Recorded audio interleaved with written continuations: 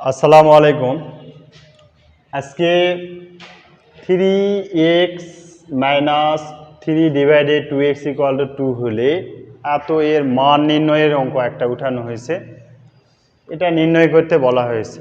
তো এখান থেকে আমরা এই অঙ্কটা যখন করব সব সময় এখানটায় ফলো করব যে এখানে কি চাচ্ছে আসলে।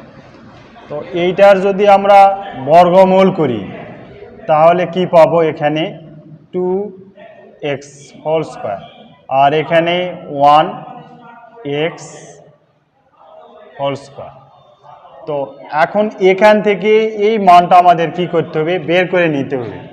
তো এখানে যেটা দেওয়া আছে সেইটা কি আছে, 3x 2 divided by 2x equal to 2। আমরা প্রত্যেকেই কি করে দিব, 2/3 দ্বারা সবাইকে গুণ করে দিব।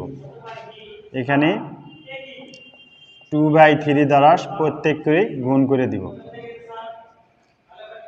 তো এখানে আমরা সাইডে নোট ডাউন করতে পারবো যে 2/3 দ্বারা গুণ করি। তো এখানে 3 যদি আমরা কেটে দেই থাকতেছে কত, 2x। আর এখানে 3 কাটা আর এখানে 2 যদি আমরা কেটে দিই থাকতেছে শুধু 1/x। আর এখানে কি থাকতেছে 4 ডিভাইডেড বাই 3। তো আমার এখানে কি লাগতেছে, আমাদের এই পর্যন্ত আমাদের আসার পরে আমরা দেখতে পাবো এই যে 2x minus 1/2x equal to 4/3 আসছে আমাদের মান। তো এই মান যেটা আছে এই মান থেকে এখানে যে মানটা আছে এটা আমরা সূত্রে ফেলে এটা আমরা নির্ণয় করে ফেলব। তো এখানে যদি আমরা এই মানটা বসাই তাহলে এটা a স্কোয়ার প্লাস b স্কোয়ারের সূত্র, তার মানে a minus B whole square plus 2a into B. এর মান আছে কত, 4/3, তার উপরে স্কোয়ার প্লাস 2 দুগুণে 4। তাহলে এখানে 16/9 যোগ হচ্ছে 4।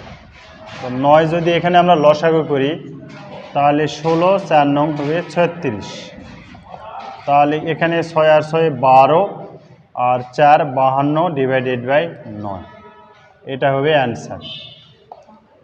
তো প্রথমে দেখে একটু কঠিন মনে হলো, আসলে একটা নিয়ম করে এই মানটা বের করে এখানে ফেলে আমাদের হয়ে যাবে। সকলকেই ধন্যবাদ।